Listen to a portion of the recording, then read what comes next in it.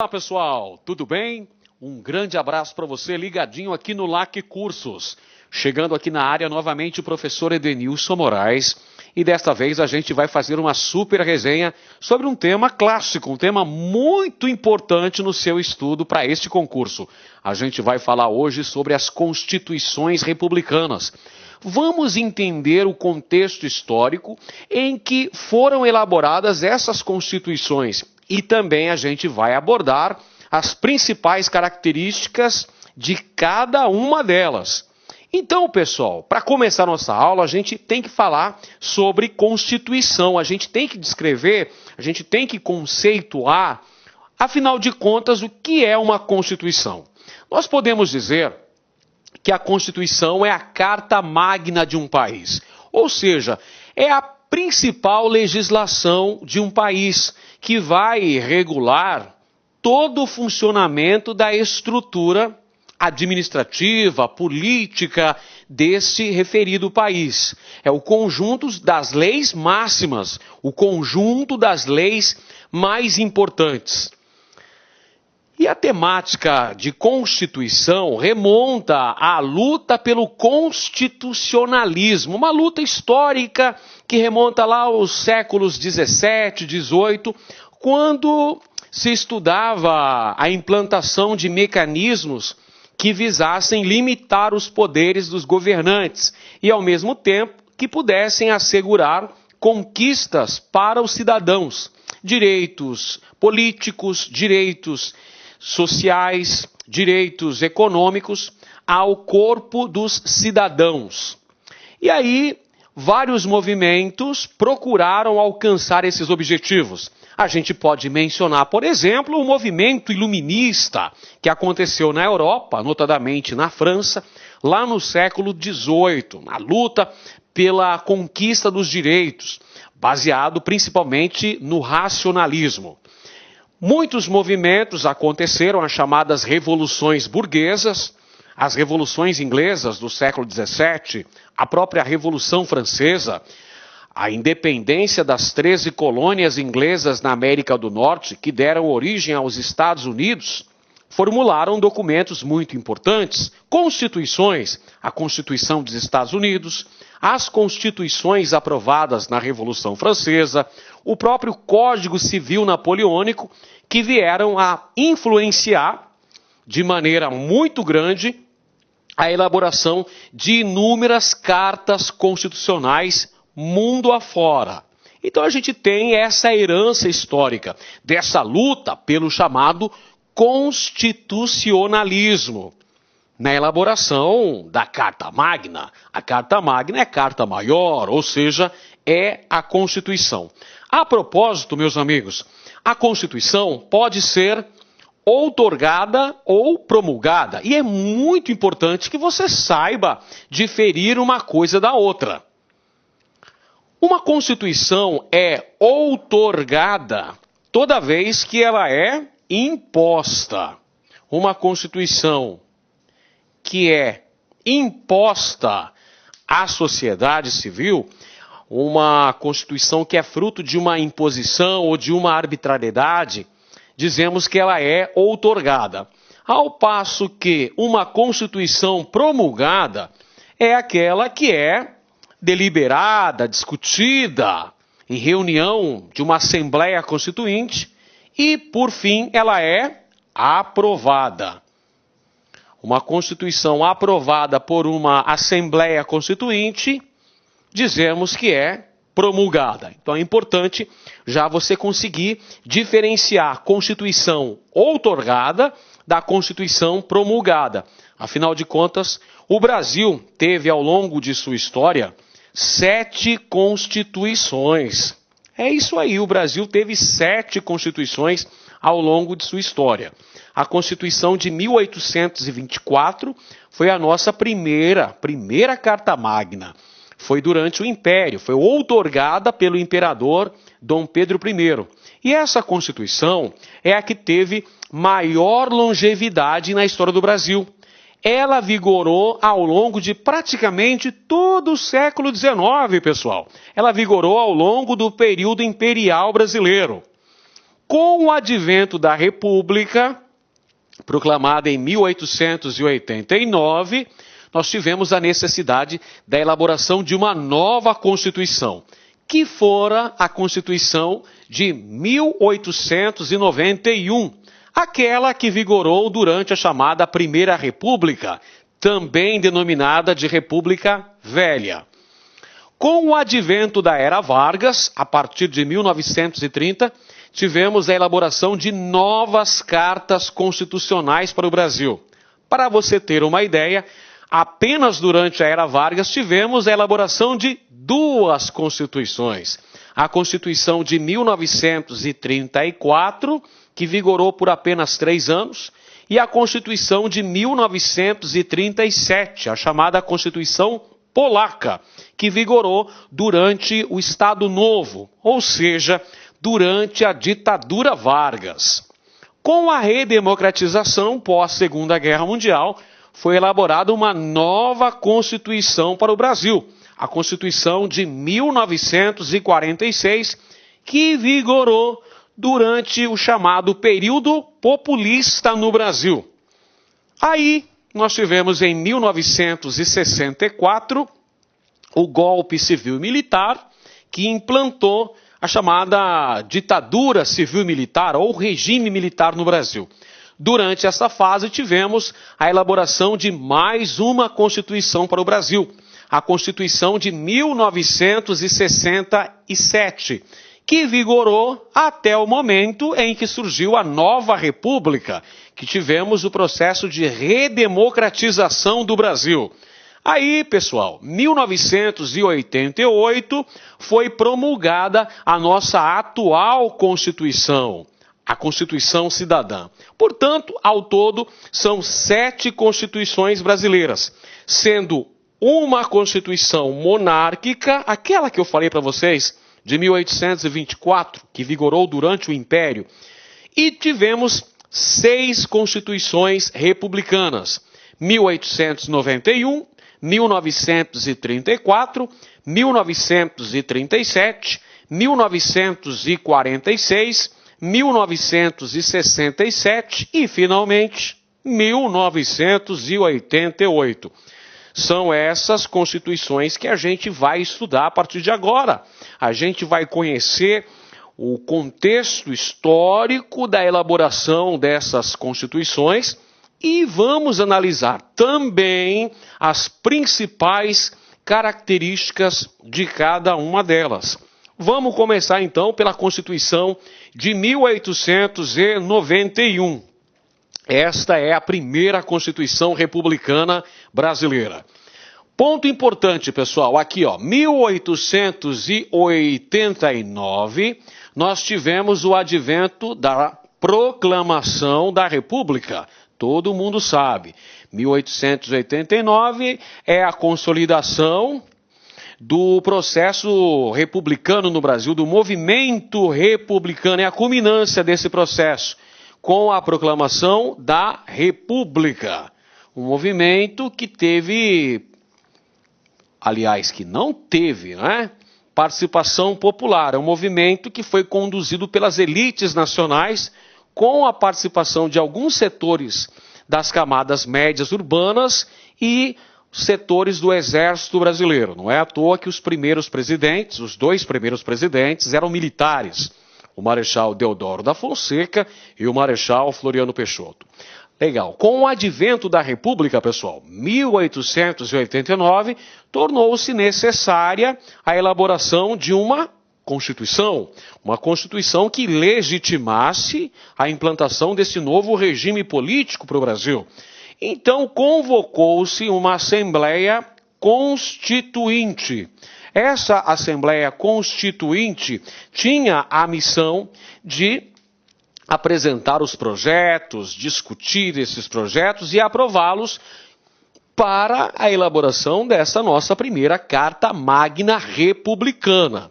Perfeito? Então foram convocados representantes dos estados brasileiros, os chamados deputados federais, e eles vão se reunir no Rio de Janeiro, que à época era a capital federal, e apresentaram os projetos e aprovaram a primeira Constituição brasileira, que é esta que está na sua tela agora, a Constituição de 1891, que teve uma atuação fundamental do baiano Rui Barbosa, pessoal. O famoso Águia de Aia, Rui Barbosa, brilhante jurista brasileiro, teve uma participação muito importante na elaboração dos trabalhos que levaram à aprovação da nossa primeira Constituição republicana. O presidente dessa Assembleia Constituinte era o cafeicultor Prudente de Moraes, que inclusive chegou a concorrer à presidência da República em 1891, mas foi derrotado pelo Marechal Deodoro da Fonseca. Posteriormente, a bem da verdade, o Prudente de Moraes acabou se tornando presidente da República, isso lá em 1894. Mas vamos nos concentrar aqui com a Constituição de 1891. Primeiro tópico importantíssimo aí, pessoal, esta é uma Constituição promulgada. Primeiro detalhe fundamental para você, é uma Constituição que foi elaborada, discutida e aprovada por uma Constituinte. Portanto, ela foi promulgada. Vamos para as características, então. É uma Constituição que estabelece a República presidencialista e federalista no Brasil. Adota-se, então, o sistema da República presidencialista e federativa.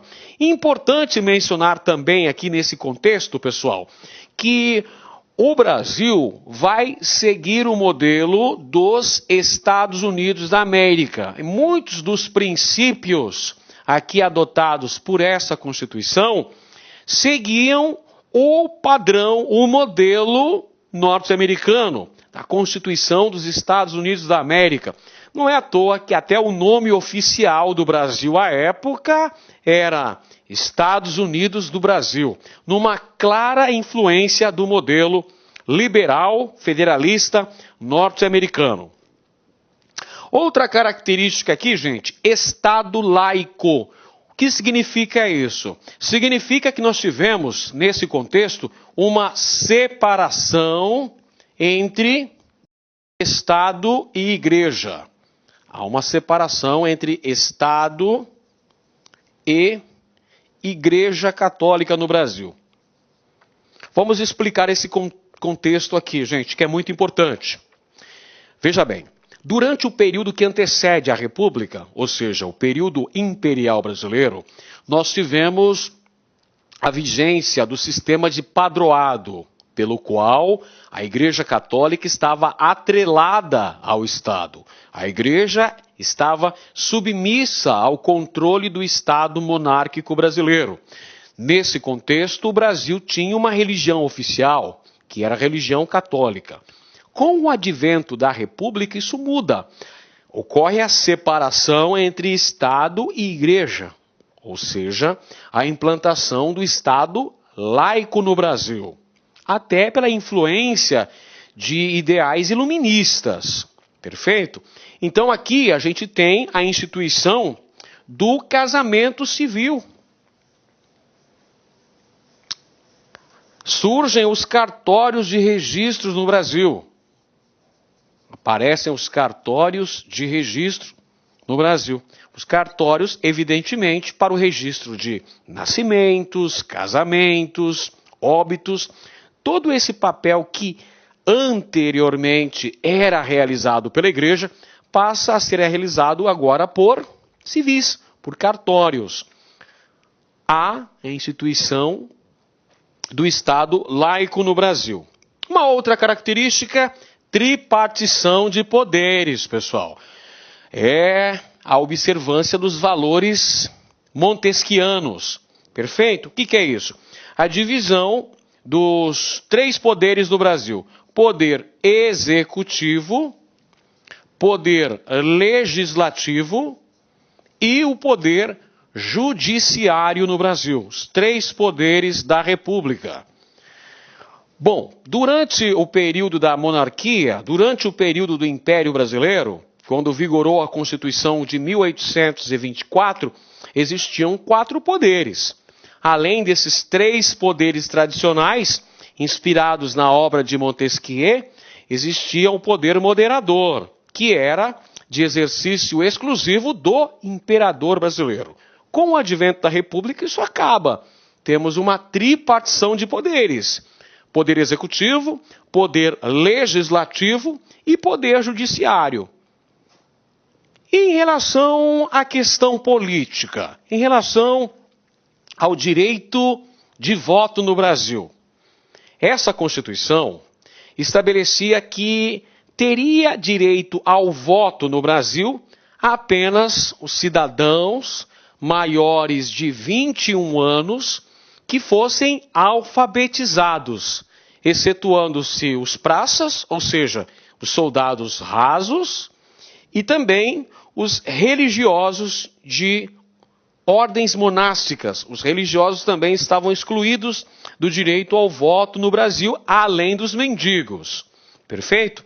Então, podemos dizer que havia uma cidadania bastante restrita. O número de votantes no Brasil era muito baixo, sempre inferior a 10%. Em média, cerca de 4, 5% da população é que tinha direito ao voto. Portanto, a grande maioria estava excluída da participação política.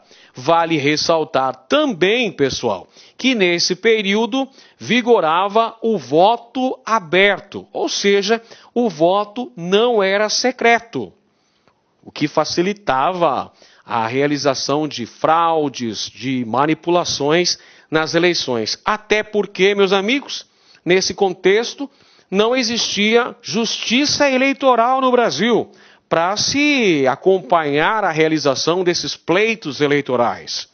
Como dissemos, a Constituição de 1891 vigorou no Brasil durante o contexto histórico da Primeira República. A Primeira República no Brasil vai de 1889 até 1930.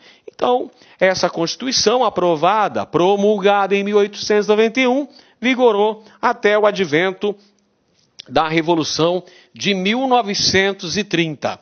A Revolução de 1930, por sua vez, conduziu esta figura ao poder político nacional. Getúlio Vargas chegou à presidência da República após o movimento militar e político que derrubou a oligarquia cafeeira do poder, derrubou o último presidente da República Oligárquica, ou seja, foi o senhor Washington Luiz, deposto em final de mandato, e Getúlio Vargas assumiu a presidência do Brasil interinamente, durante a fase chamada de governo provisório, inaugurando a nossa boa e velha Era Vargas.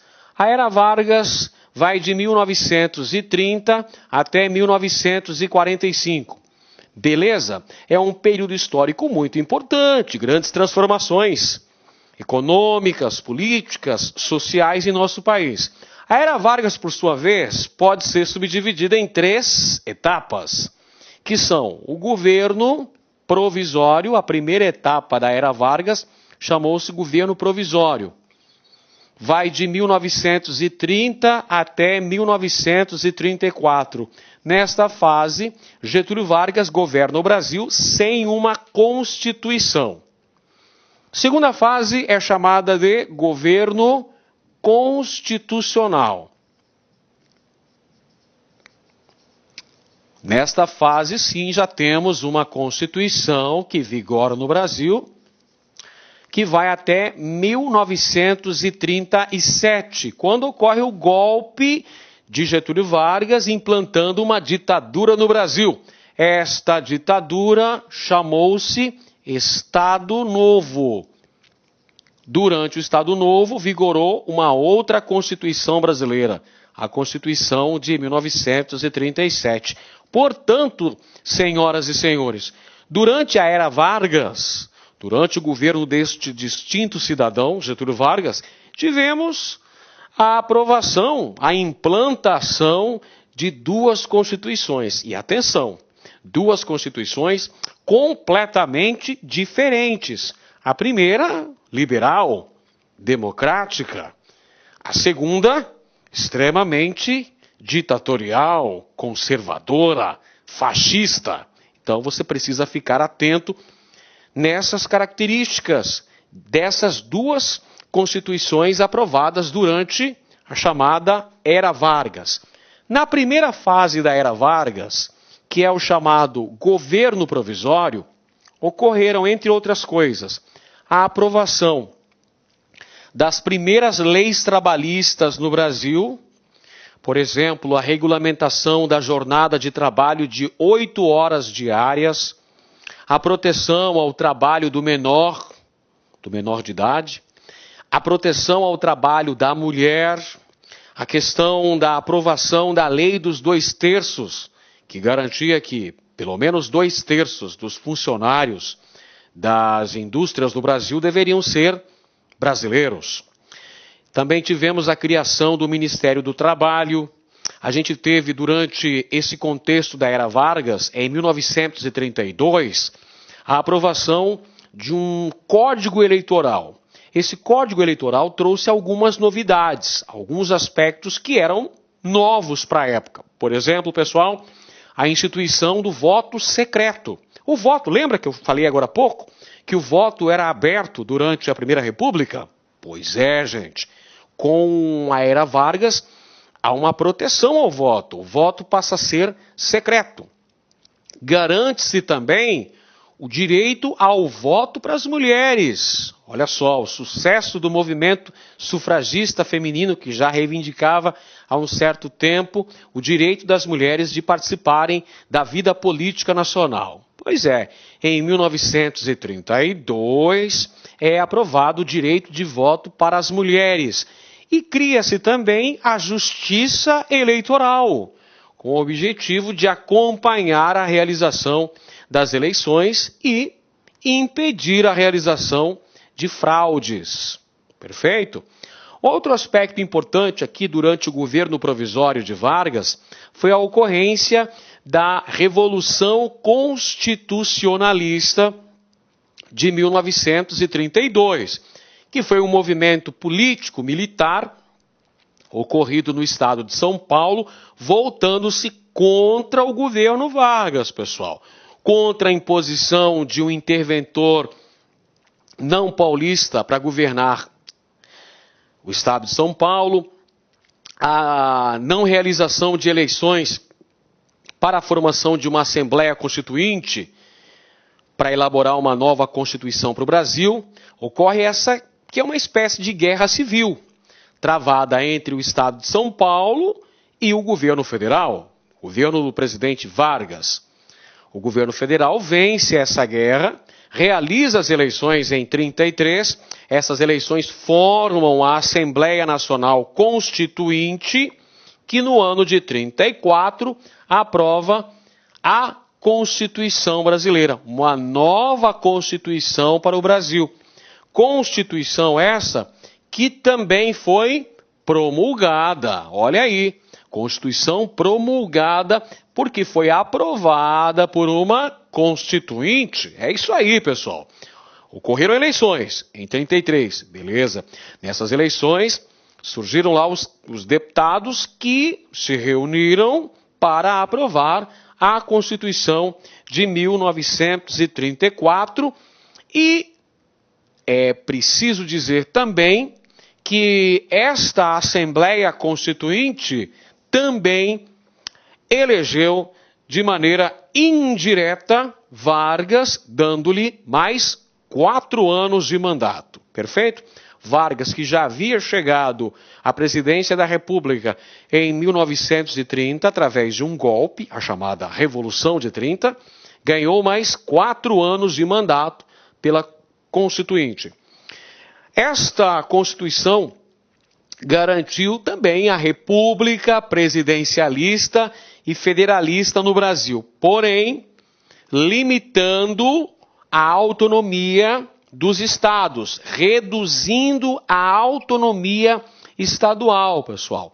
Essa Constituição garantiu a autonomia dos três poderes: executivo, legislativo, judiciário. Três poderes autônomos, funcionando livremente, como prevê qualquer Constituição democrática. Temos também o estabelecimento de eleições diretas.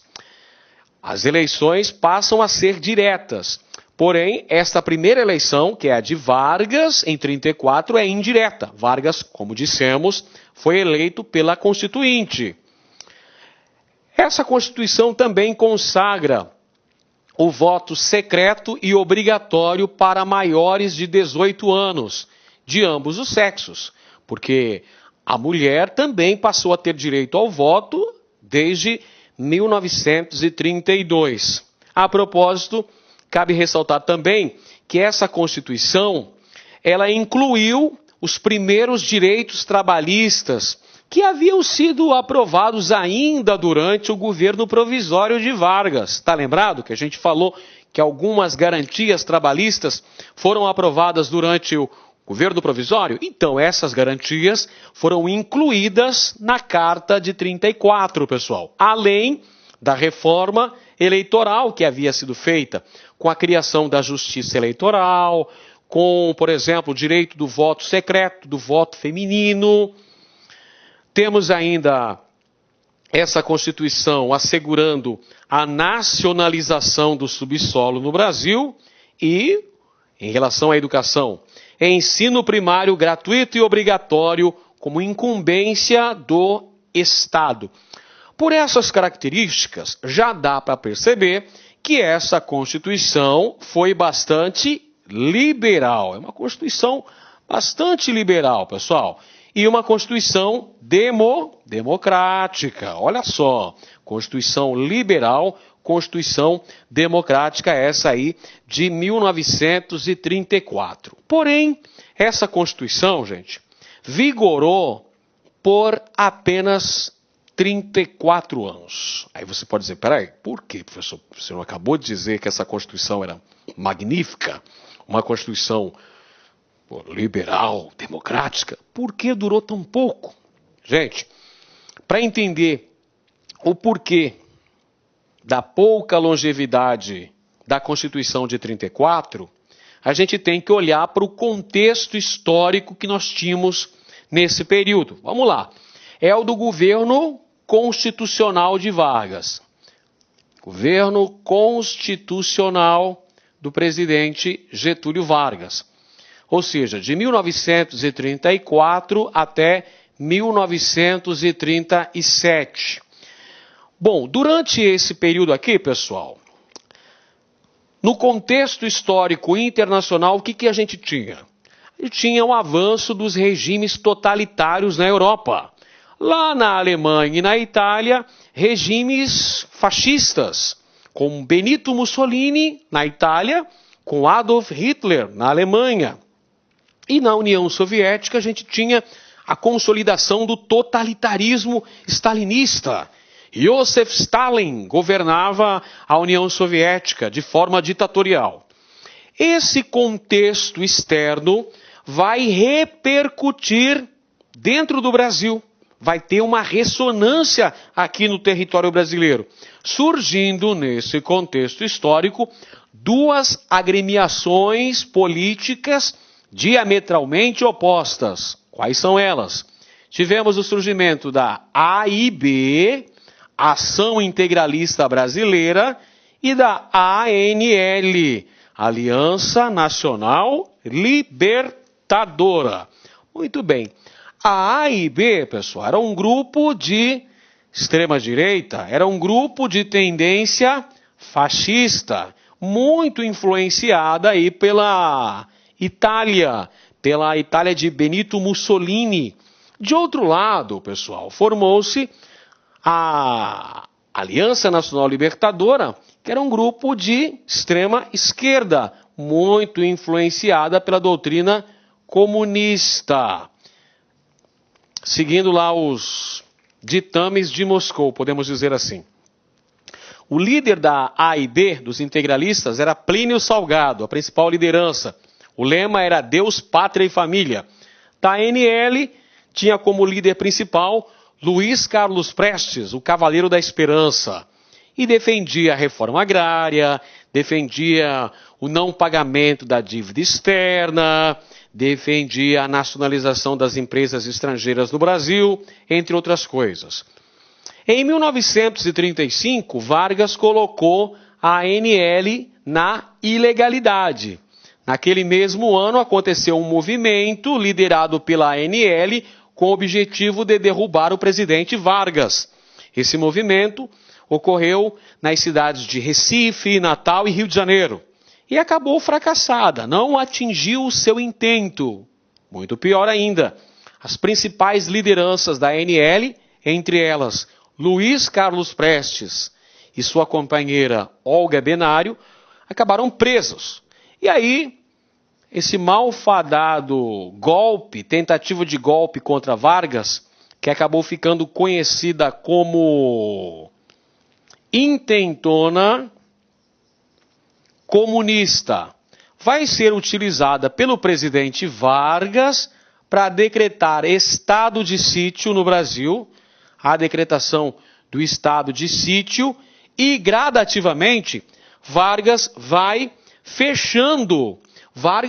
cada vez mais fechando esse contexto histórico aí, pessoal, aproveitando essa situação de polarização ideológica, a IB de um lado, a ANL de outra, a realização de uma tentativa de golpe contra o presidente Vargas.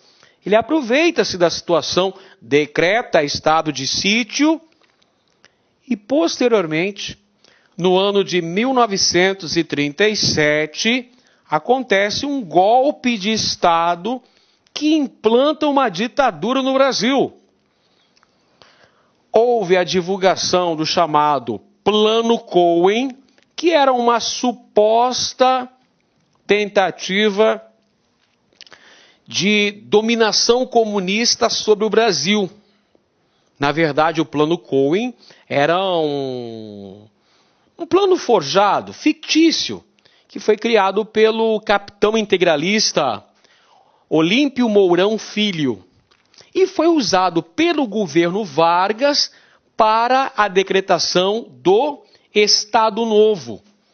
Em 1937, 10 de novembro de 1937, aconteceu a implantação do Estado Novo. O que foi o Estado Novo? Foi um período ditatorial no Brasil. Um momento em que havia uma intensa censura aos meios de comunicação, uma intensa perseguição aos inimigos políticos do regime, notadamente os comunistas. Um período em que não existiam partidos políticos no Brasil, todos eles foram colocados na ilegalidade, inclusive a AIB. A AIB que apoiou o golpe de 1937, mas depois, quando teve a sua agremiação fechada, tentou inclusive realizar uma tentativa de golpe contra Vargas, que também não deu certo. Olá, meus amigos, minhas amigas, sou o professor Luiz Antônio de Carvalho, estou aqui para fazer um convite muito especial para você que acabou de assistir a aula aí, um pedaço de uma aula demonstrativa do nosso professor do Lá Concursos. Nós aqui do Lá Concursos preparamos um super curso online, ponto a ponto do edital e super atualizado para o concurso da PM de São Paulo 2017, com um investimento com o melhor custo-benefício da internet, apenas 10 parcelas de R$ 25,00, você vai ter o nosso curso completo, são mais de 210 videoaulas exclusivas para você, com professores top de linha e principalmente com um projeto pedagógico diferenciado chamado de Personal Coach. O projeto pedagógico que faz o aluno ter sucesso no concurso. Por quê? Porque ali ali vai organizar a vida do concurso. E papo reto com vocês, eu tenho certeza absoluta, se vocês cumprirem todas as nossas orientações pedagógicas, eu tenho certeza que você ficará super competitivo no concurso aí da PM de São Paulo 2017. Bacana? Legal. Ah, já ia esquecendo, você quer um material de apoio aí, o PDF que o professor está utilizando nessa aula, então é muito simples, vai aqui embaixo, clique aqui embaixo e faça o download gratuitamente desse material de apoio. Tá certo, meus amigos? Um forte abraço e espero vocês aqui no LAC Concursos. Fui, tchau.